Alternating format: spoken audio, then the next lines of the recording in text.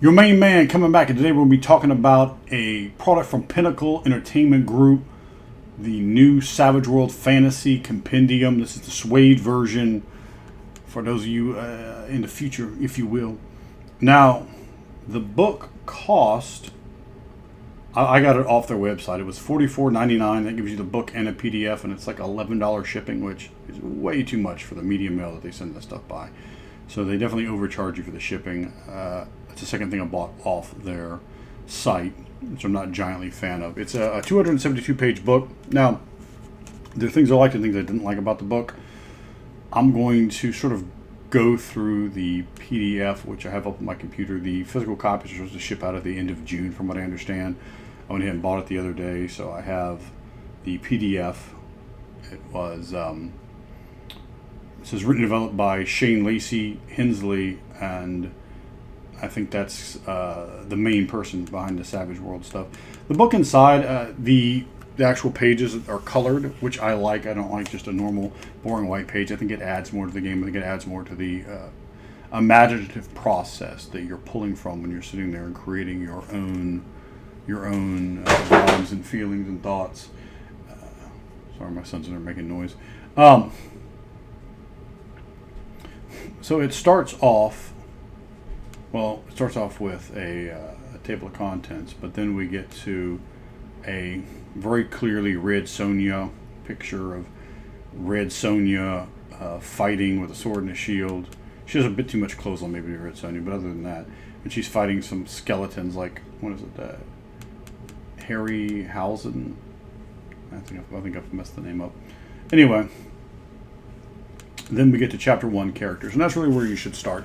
Now, let me start right off the bat with, this is one of the problems with this. It tries to be too much.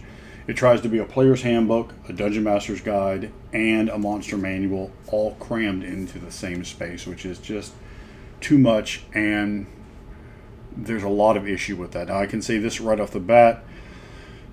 If you're super familiar with Dungeons & Dragons like I am, most of that's not going to be an issue for you. You're going to be able to jump in if you're an experienced gamer, if you know fantasy games. If this was the very first time you ever bought a fantasy game product and you had no idea even about role-playing games or anything, or maybe you played tons of role-playing games, but you played Star Wars and Star Trek and something like that, right? And you had virtually no idea about fantasy gaming, you would be in a position where you certainly weren't able to get the full gist out of this. So I'm going to go through and talk about that as we get into it a little bit. And that's one of the things I found most disappointing about this book. It's just too brief. I also referenced the Savage Pathfinder, which I guess to them was a big coup or something. But, I mean, Pathfinder is a bitch-ass game, so I don't really need to have that reference at all. And I think a lot of this sort of cribs off of what was done with their Savage Pathfinder, just from having read this book. Now, let me go past some of this stuff. It also talks about kind of doing some stuff for ancestral or maybe like ethnic sort of backgrounds of desert people or horse people or whatever. There we have a picture of, so page 9 is a picture of, I'm guessing it's a warg, maybe it's supposed to be a wolf, with a goblin on top of it. And the goblin is that very sort of goofy looking Pathfinder goblin, and I don't like that at all. That to me is kind of unimmersive. I just kicked that thing. That's enough for you. Get out of here. You've been kicked, and now you're broken. So, one thing it does in this book, it reprints all of the stuff out of this book, basically, and even reprints the words. So we have Aquarians, right? So we have Aquarians in this book right here. In this book it says, from the crushing ocean depths come aquatic folk. They are thick and sturdy beneath the waves, but often vulnerable to the dry air or searing heat of the surface. And they say the same thing right here. This Savage Companion, you need this book. It'll tell you you need this book. This book is required to play. So don't give me stuff that's in this book and put it in this book. That's absolutely ridiculous. In the Dwarf, they changed a few words in the pre-statistic information. They also added a piece in there called variant ideas, which variant ideas are fine. I think that adds to it, but that's definitely not something to justify simply reprinting your old material, repurposing, and then recharging the customer for that. So that's not something that I like at all. When I wrote Within the Ring of Fire, I certainly stayed away from constantly repeating the same thing. It was something that was epidemic in 3.5 D&D that drove me absolutely nuts. And I said, as a game designer, that's not a mistake I'm going to make, not at all. One of the other things I found, and I like Savage Worlds, but one of the things I found with the Savage Fantasy Compendium that I disliked was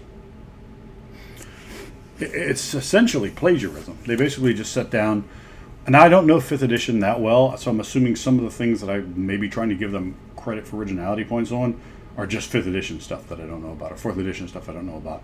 But I can definitely see from a 3.5 lens of D&D that they basically just opened up this book and just started going, okay. And there may be some OGL things that they couldn't put in there, but then they tried to work kind of around them to try to get that in there too, right? In that area. So I'm not really a giant fan of that. They basically just took monsters from Dungeons and Dragons and then reskinned and repurposed them. There's not, and by that I just mean they transferred them over to their system. If you look at some of the old stuff that was successful back in the day, like Palladium Fantasy, it's a completely different fantasy world with a completely different feel. And this book basically was just an OGL D&D book cribbed over to a new system. That's essentially what it was. And if you just simply want to run D&D and not run it with D&D, maybe that's fine. Maybe that's what you want. Maybe that's a good thing. So I'm trying to give you a review and give you my thoughts there. And while I sort of had a visceral, I thought as a writer that it was very weak, and I just expected more for the amount of money I paid for it. So, shipping and all that, I'm over $55. I expected more than that, to just kind of write out D&D-esque stuff, make it different, put your own funk on it. As someone who wrote a book very similar to this, significantly before this, devising up your sapient species for playable in one section and then your monsters to another, I think that you have to do that. You have to give someone something different than just Dungeons and Dragons, and in that area it really just failed. It's just taking Dungeons and Dragons things and putting them into a Savage Worlds context. Now, if you wanted more than that, you'll be disappointed. If that's what you just wanted, if that's what you wanted, you're like, hey, I'm going to run Dragonlance, Forgotten Realms, whatever in Savage Worlds. Okay, this is going to be what you want. So, depending on what you're looking for there. The races are really quick, and I guess that's good in one way, but there's not a whole lot of information here, right? And let me get off some of the, because they do the same thing with the avians, but they're all just so generic. Like, there's no ecology, there's no culture, there's nothing here. It's like, and you can just make all that stuff up. Well, that's the stuff that gets me turned on. That's the stuff that gets me excited, brother. And I just start digging into that, and that's where I'm going to grab the meat and the potatoes and come up with the ideas. Just sitting there in those old, I don't have any of these books close enough for me to grab and show you, but looking at those ecology sections and old Dungeons and Dragons books, that could really get me turned on and give me an idea just right there. Oh, a stone giant does what? That's pretty interesting. And then you start building a story around that. It's bereft of that sort of magic, that creative dust that you can sprinkle into your game, and I kind of internally wince at that. I don't like that. I think the artwork's pretty good. It may be fairly similar to newer Pathfinder or Dungeons & Dragons style art. I don't like Pathfinder, so I don't know it that well to be able to explain what their art layouts look like. I could tell the Goblin looked very Pathfinder-ish, though, as I have seen that before.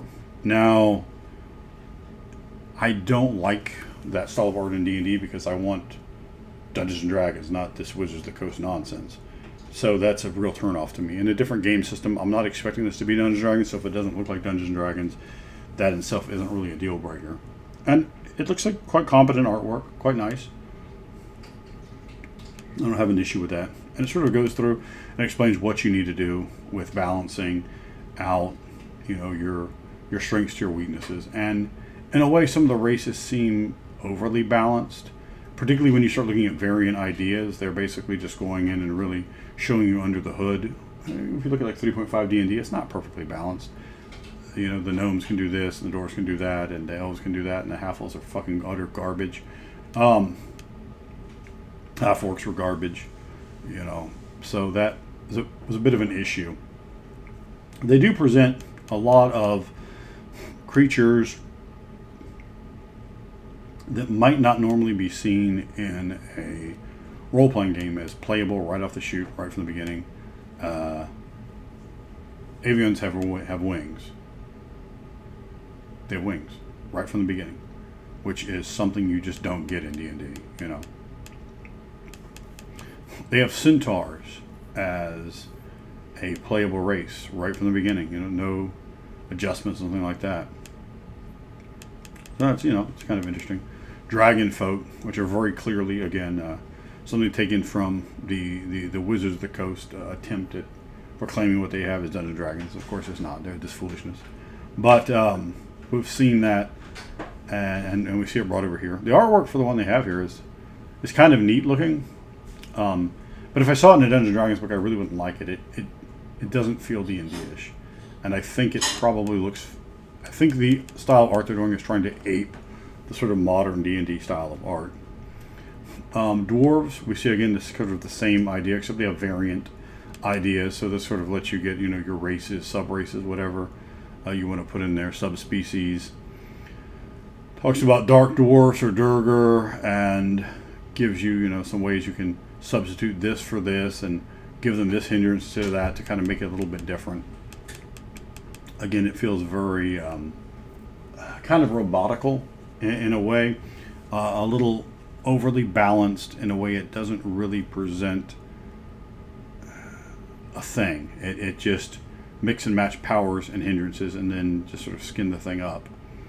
So it's okay, and I'm not opposed to balance, but it feels a little too balanced, and it feels kind of like a magician revealing their tricks to you, and there's part of me that does not like that.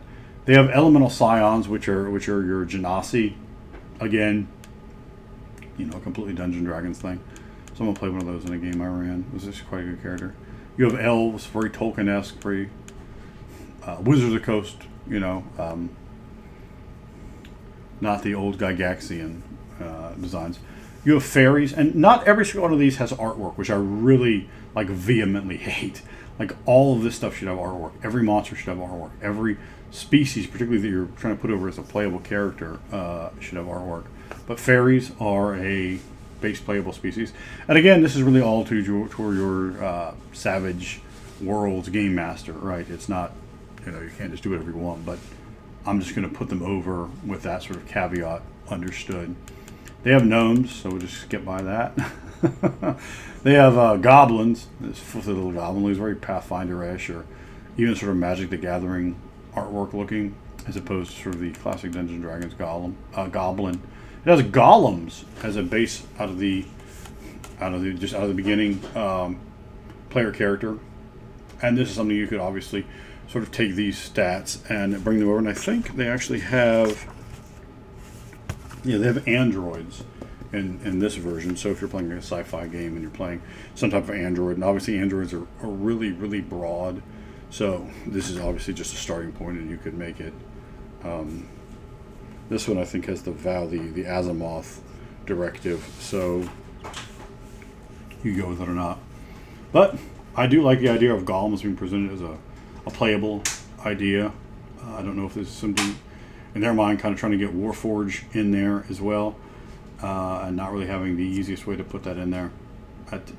Playing a flesh golem is definitely something I think I could get behind. It could be very, very interesting, you know, all the different parts, and like Frankenstein fucking monster playing the fucking flute. Like, how do you do that? I don't know, but I can. So you have that muscle memory and attention, and you can kind of put some various skills together. I think it'd be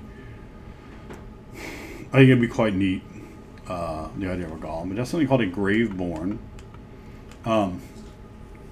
which is what they call vampires. So you're like you have the living parent and the vampire, so you're basically Blade. And this one seemed like it might not quite be balanced. It sort of talks about that in here without going into it too much, but I mean that it could be interesting. I don't know. I've seen some things that don't make me really like that much. They have half elves, and they reused think they reused some of the artwork from this book, but they didn't even bother putting the half elf artwork picture in here. I guess it's a bit odd to me. Half folk, which let me see, is that artwork the same in here? Yeah, the half folk artwork is actually changed. I guess they got a different picture of a hobbit. I know they can't use the word hobbit, and maybe halfling. Put shoes on this hobbit. That's ridiculous. But I guess I don't know. I'm always one that's always thought hobbits and gnomes and stuff are ridiculous. Like, I mean, you run out to fight and shit, right? Like, and I get that you have that in Tolkien, and D&D is, well, I guess like they're not pretty much just skinned up, dumping Tolkien's universe into there and then building off of that. You know, a lot of other stuff in there, but it's at its heart and soul, it's Tolkien-esque. So, but in my mind, I was like, come on, dude. The thing's the size of a toddler. If I rock on it one time, it's just gonna die. All I gotta do is just steal on it as hard as I can, and it will die. That's it. Like, I don't need to hit it with a club or a sword or something. I just rock it one time, and that's enough. It's just shattering. That skull is just gonna explode like a fucking incendiary device. In fact, I might just have a character that just, his weapons is dozens of hobbits. He just carries them around with him and just rocks on them, and like as a grenade, concussive blast that damages all the opponents for a D7 damage, and rightfully so. Just smash those fucking hobbit skulls. Oh god, a hobbit skull! He just slashes the eyeball, and the eyeball liquefies and just drains down someone's head. As a powerful badass half ogre just whoops that hobbit ass. They have half giants as one of their playable races in here, which I thought was okay. I mean, we saw that in Dark Sun. It was alright. Again, no picture there. Half orcs, which I don't think half orcs are actually in this one. Yeah, that's a bit odd. This one has a bunch of weird stuff, but no half orcs. The half orc, and the orcs are green skinned. I don't know if that came from like World of Warcraft, because like in like your guys in D&D, maybe someone will try to correct me, but I always saw them as gray. They're like gray or maybe even brown skinned, or like a whitish skin color to them. They were, or you know, these like I don't know. This picture of the half orc, she just looks, I don't know, either too much like, she looks like a person goblin. Like she's all green skinned, and I don't know. She looks really. Another thing that kind of drives me nuts in modern artwork is everything looks clean. She's like, yes, I've just pressed these wild-looking barbarian furs I have, and I braided up my hair, and I look like I don't have any bugs living on me, and I'm just perfectly clean, and you know, that's, I don't know. I certainly don't. When I run a game, it's not. It's dirty. It's filthy. It's bed bugs. It's roaches. It's bleeding. It's monsters emptying their bowels after you've slaughtered them. It's blood splashing on you. It's stomach acids and bile coming out, perforated intestines. It's the stink of shit and piss and blood and death on a battlefield. Like it's not glamorous. You know, it's horrifying. So sometimes these things are the overly glamorous style of artwork. I just really don't like. The Infernals. It looks like something from Guild Rakdos and Magic the Gathering. So the Infernal is basically your I call them tieflings. Like I just tiefling is bad enough, and the way they like to say it is I can't. It's just too bitch ass. You're gonna make devil people the most bitch ass thing, and tieflings have been almost destroyed by the absolute worst players. You know, I'm a random. If someone tells you that, like, you know, you're interviewing players, immediately just thank them and leave, or more likely just throw the table at them and maybe drop the elbow on them. It's approved and allowed and encouraged. Yeah, so they're tieflings have become the bastion of the absolute worst of players around. Then they have insectoids, which is a really weird. I mean, I know something about biology, so there's a lot of species of insects in the world. Way more than there are, say, tetrapods. Okay, so way more. So if you take that into account, one type of insectoid to cover all this stuff versus, you know, you have so many. You have orc and a half orc and an ogre and a half giant and a human. I mean, that's a lot of barely variety. So just one template here, one kind of this. I found this one to be really muddled. The A lot of times people that write role playing game books don't have a good grasp of biology, so they do things with animals. And you've heard me rant about this before, that are just sheer incorrect. And I'm sorry, but you're presenting something to nerd culture, so you need to get this shit right, because people are pedantic and people don't like when you make very basic, easy to adjudicate, easy to research mistakes. That's just simply not acceptable. And it's something that I definitely find aggravating. But that sidebar aside, this is presented as like an ant person, which is, I don't know. It's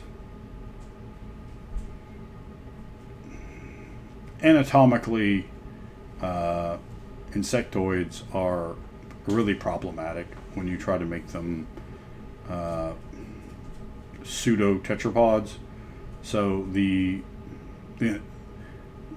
structure of a body plan from an insect to, say, a human is extremely different in some very, very not just hand wave it away sort of ways, which kind of are problematic on their own. And of course, there's the utter fascination with everything has to be a humanoid or it's got to be dumb as shit. So that's again sort of a problem. The idea here, though, so they get into talking about some of the other things you could do, right? You could varying ideas. So they have hive mind, right? So ants are what are called eusocial insects. Eusociality, they are attempting to represent that with a thing called hive mind, which is really, really, really problematic. And then they attempt to put that over. They go, well, let's see, the loyalty hindrance when it comes to serving their colony, their community, adventuring party, etc. That's just not how that works, right? It's controlled by pheromones, and it's controlled by the desire to pass on the DNA of the egg layer or queen, which produces individuals that share a higher percentage of your DNA than if you were even to have your own offspring. So that is sort of the hook in and buy-in for eusociality on an animal kingdom. Now, this just doesn't. It's as a writer and as someone who understands more than these people about biology, it just makes me think that they don't understand what they're talking about and quickly try to slap a couple things together because Bugman equal neat, right? And the way they put it together, maybe not so neat. They mentioned you could add flight to, let me see, what is it? I'm trying to see which insects. Let's see. Okay, so it says drop hive mind and add more armor for beetles, more dangerous pinchers for mantises. Flying insectoids are also common. Okay. Well, many beetles fly. Mantises can fly. Right, so ants can fly too, but that's a whole different deal. Also, one of the issues here with ants, it's not even brought up here, right? The ant, if you're going to play a humanoid ant, it's a female. It's a non-sexually reproductive female, right? You're probably not playing a queen, which is only sexually reproductive, and then the drones or males, they just die really quickly, and if they end up not having their wings as adults, it's because something really bad happened to them in certain colonies, certain matings. But anyway, I'm not going to get too deep in the weeds with my knowledge about the animal kingdom. That might not be too interesting. You're not here for that. So it's basically just Bug Boy have multiple actions, more limbs. I didn't really care for this. Like, it's not. Again, if you sit there and detailedly wrote up a particular type, and just ants alone, I mean, you could make easily hundreds of fantasy species based off ants, right? But push that aside. Let's just say you're making one, right? Let's really dig into that and make something. Let's give it a college. Let's put something together.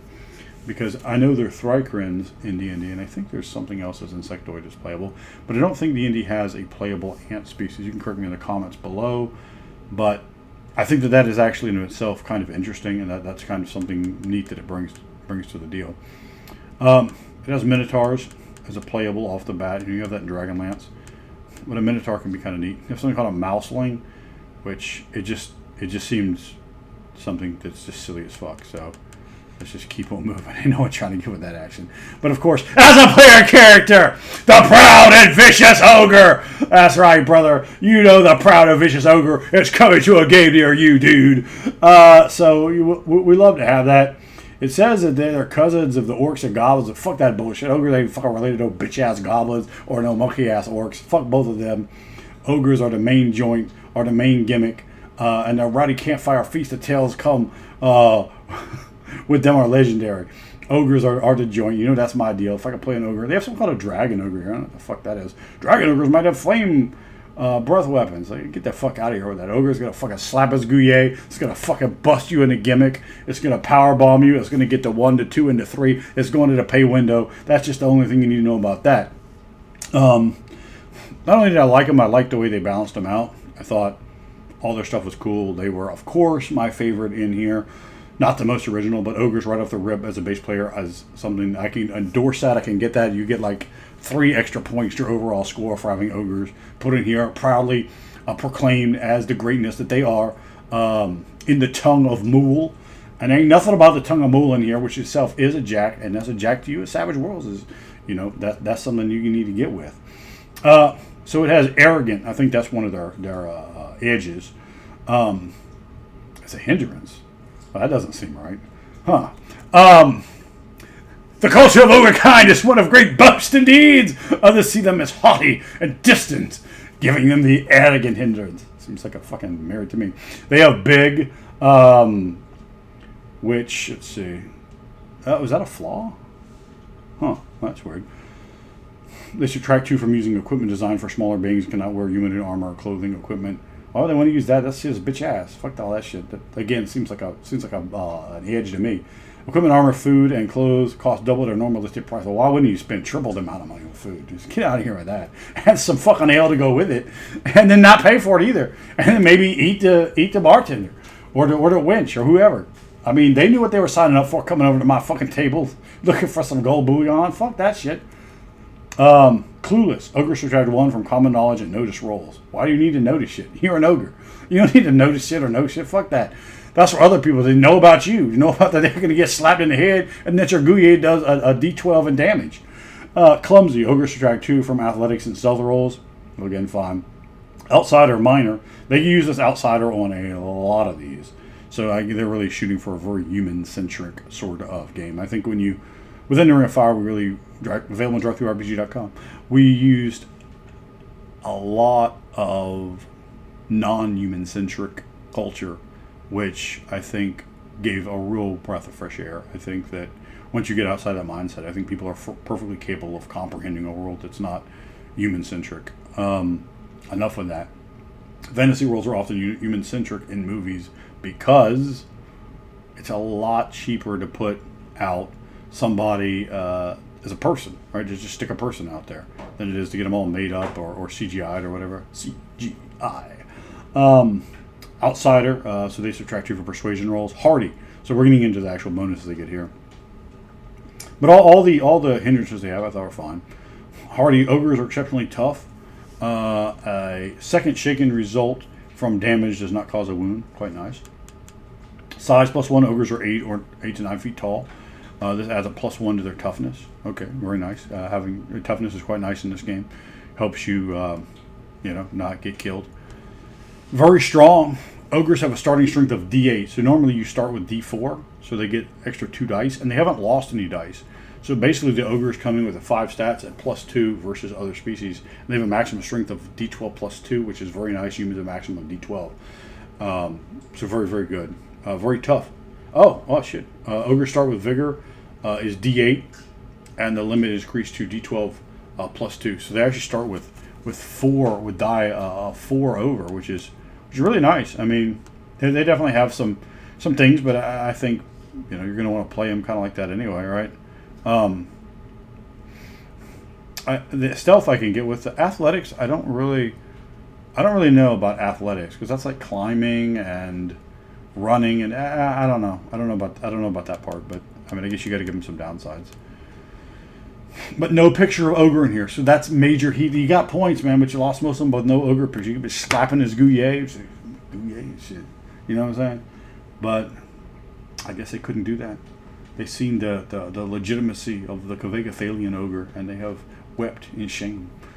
So orcs are in here. It's like an orc shaman on the front. Again, the Rakshashans, and I absolutely do not like this at all, because it's very clear they just took Rakshasha, and Rakshasha are not fucking lion people, tiger people, or the fuck ever. They're not. They are demonic creatures from Indian mythology who tend to have their hands on backwards, right? And they're just animal-like. I think most of them are more like gorillas or monkeys, but the picture, and even in the old first edition Monster Manual, they talk about that. So I don't like that. And that Rakashans, that really looks like where they took that name and then like kind of scrambled around that. So I'm not too into that. Also, they can't swim. So I need to talk about that for a minute. That just aggravates me. Can't swim, dude. And these aren't supposed to be house cats, but yet can't swim. Dude, they're cats that are like jaguars, I think, are like incredible fucking swimmers. They fucking go down and hunt in the water. So that just doesn't make any sense, because it's trying to represent a large number of dominant cat people, I guess. Rattlings. No one likes the mouse thing, whatever it was. The rattlings, I read them, and they were actually pretty tight. I thought they were pretty straight. So they have a bite, claws, and they're like these short, nasty little rat people. Without going through all their abilities. Of course, they also have Outsider. Subtract 2 from Persuasion rolls. They really overuse that in here, like a little bit too much. Saurians, which I believe Saurians are in here, I want to say. Yeah, but this is a different picture. The Saurian picture is different. It looks more like a classic lizard man, and I quite like that. For some reason, it looks like he has like, I guess it's supposed to be a fin or something, but it looks like hair. So I don't really know that. I love that part. But yeah, I mean, it looks cool. Again, he looks too clean, too like he just come out the salon, which is how a lot of this stuff is drawn in the modern day. I like it dirty and nasty and grimy. One of my favorites behind the ogre, my favorite is probably the serpent folk. I love Yuan-Ti. I love Lovecraftian serpent people, or I guess more correctly, Howardinian. I don't know. Robert E. Howard serpent folk. I mean, they're so fucking awesome. Like, dumbasses think that that's real. So, again, I guess across Necronomicon, dumbasses think that's real, too. I know that shit's real, dummies. It's just something that's been made by wonderful, fantastic minds that are superior to those who think such things. Yeah, so, like, the Serpent Folk, which is from Robert E. Howard, fantastic. I really like them. They also throw in here about Nagas. So you could do that, from Hindu mythology, and yeah, I'm a fan of certain people like them. The shapeshifters in here, they are kind of like the Eberron changelings, but kind of pushed slightly closer to doppelgangers. So they're neat. I like them. I think they would be another one of the playable things in here. It has a bunch of new hindrances, new edges. I was listening to a review these two guys did on this, and they were going into the one of the arcane edges here, which is like silent spell, and they were just dogging it like it was trash. I was like, Jesus Christ! As soon as they mentioned it, and they were rating them like a tier system, and they put it down as like really, really garbage, and I was like, my God! Like the second I heard it, I was like, well, that's super fucking overpowered. That's the way my brain works, because I guess these guys play in a game that isn't immersive, and they're not putting themselves there. When you actually put yourself in there and you're looking around and you're feeling your character and you're seeing the world, and that's how you really should role play, because it's a lot better. It gets you there. It gets you tuned in and turned on, right? So when you're not doing that, well, something like that wouldn't matter, because you don't even remember that the spells have verbal components. But a verbal component isn't, all right, I'm going to just do this. It's, you're like my man Matt Berry on What We Do in the Shadows. Bat! everybody hears you. Everyone's drawn to you. Everyone's noticing you. And then an emanation of magic powers. You're swirling your hands around. You're making noise. You're moving. You can't hide. So if you want to play the assassin wizard, you want to play the rogue wizard, you want to play the stealthy wizard, get that shit out of here. You want to be... it immediately announces you in an extreme, thou shalt not pass that ass, right? So it's a really powerful edge. Really powerful. So they go in here with classes. So it says, Savage World doesn't use classes like Dungeons & Dragons, Pathfinder, and some of the role-playing games, but it's easy to mimic them with your edge choices. Well, I don't really want to mimic a class. Let me just have a slew of edges and let me do me. You know what I'm saying? Let me take this and this and this and then build something from it. If I wanted a class, why don't I just play D&D, right? So trying to emulate them is a bit odd, but they have something like they have a bunch listed out: barbarians, bards, clerics, druids, fighters, monks, and there's more beyond that. That's just all I have on the page at the moment. So the barbarian. So this is how I guess you would make a barbarian. Take high strength, vigor, fighting is a skill, and the berserker edge. Take brawny and brute for a muscle-bound barbarian. Look at edges like nerves of steel, mighty blow, no mercy, and especially savagery as you advance. So that gets you something like a barbarian, I guess, I don't know, I guess it's okay. It ate up one page, so it's page 30. I guess that's okay. They also have wizard, witch, warlock. And that's to me odd. Like I don't consider a witch and a warlock the same thing, but I guess they do.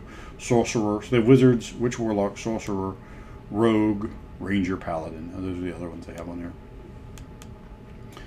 New skills. They have alchemy, which you can use smarts.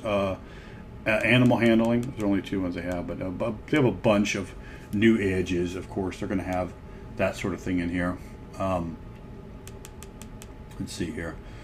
They have gear, so it goes through currency, masterwork items, poisons, special materials. I don't want to make this video take forever, so I'm going to kind of skip around on what I actually talk about.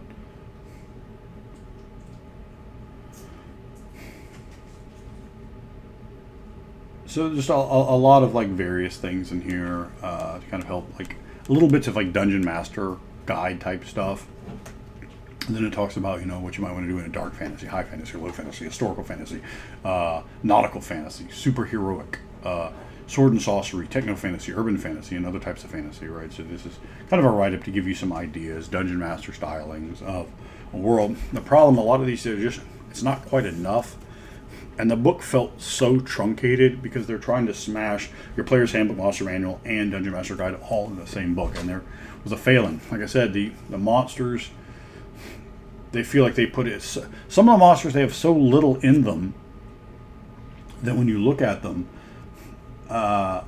if they don't have a picture, like, well, what does it actually look like? All right, now you know what that looks like because you've read D&D, you've seen D&D pictures. But if you didn't have that, that really seems like a failing. And how would you portray them? What's their ecology? How do they interact with the world? Where do they live? What do they do? How do they, how bad are they? How violent? You don't have like an alignment or anything to give you some vague sort of ideas. There's a lot of arcane backgrounds in this. A lot of them. Which is kind of neat. So you can kind of make that a little bit different. They have some stuff about trappings. They actually have an appendix for planes. I think this is probably like an added-on thing, with hitting levels or something of that nature. Heavens, hells, limbo, elementals, something called Nexus. I don't remember what that was. But they have treasure, so you can have like your magic items and this sort of thing in there. It was okay. Not particularly long. But let's talk about their bestiary as well. Let's shoot through that, because I think that's really kind of a major thing that at least I did buy the book for. Crafting magic items here. Let's see. The bestiary, okay. So it gives you like all the generic abilities right up front, so you can make your new stuff, new special abilities, energy drain, malign sense, gaze, all around vision, bash, and a bunch more things, right? Ooze. And this allows you to, and they talk about their design philosophy. And this book really would be good, I guess, for you know, really any type of Savage Worlds game. This is probably anything you're going to have a monster. Like if you're going to have a modern day monster hunting book and make it kind of grimy and gritty, it would certainly work for that. You could do that with it, with the fantasy and with this book. But it really felt very Dungeons and Dragons-y. There are a bunch of and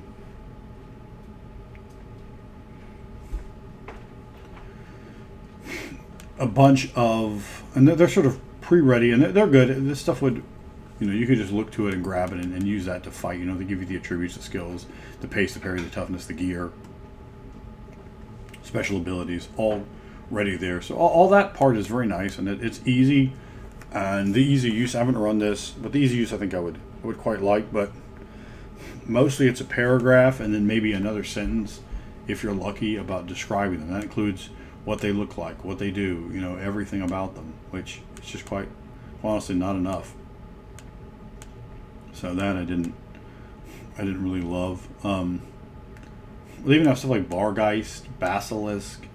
They have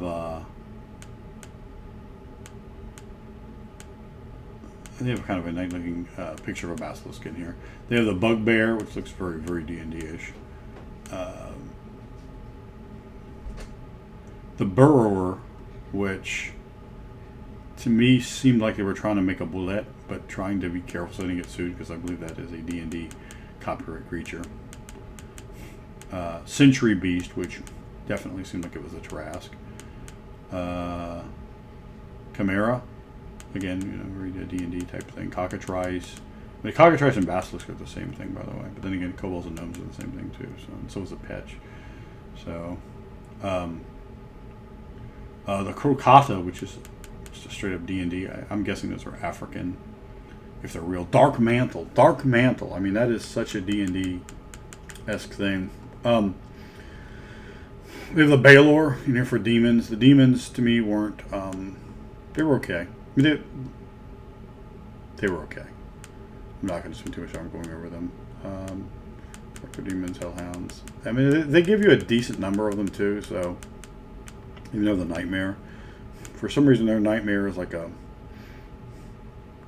I don't know if it's supposed to be a wolf. It looks almost like it's part rat, but I mean, the teeth they're not incisors, so... They have dinosaurs. I think they had something here that kind of made my... Oh my god, yeah. So they have dinosaurs. Now this is a book that is not even... Physical copies aren't even out yet. So they have dinosaurs in the subcategories. Giant herbivore. Okay, sure. Triceratops. Brontosaurus. Cool, whatever. Aquatic dinosaurs. Like a plesiosaurus. Like a plesiosaurus. They're not fucking dinosaurs. You just gotta get shit like that right, you know? Just gotta get shit like that right. So I'm trying not to harp on that too much, but I mean, it's brand new. Like, this is... Just don't call them dinosaurs. Say, I don't know, prehistoric reptiles or something like that. Whatever. You could figure out some type of name. They do have the T-Rex in there as they have a little sword and shield, so I guess that means it's a wild card or legendary monster or something like that. So that's kind of neat. And again, there's just a scant, like, there's no pictures of these dinosaurs. Like, it goes, let's see, there's two full pages with nothing but monsters on them. Let's see, yeah, two full pages with nothing on there. They go to dragons. I found their dragons to be rather boring. I really don't like their dragons. I'm really just not a fan.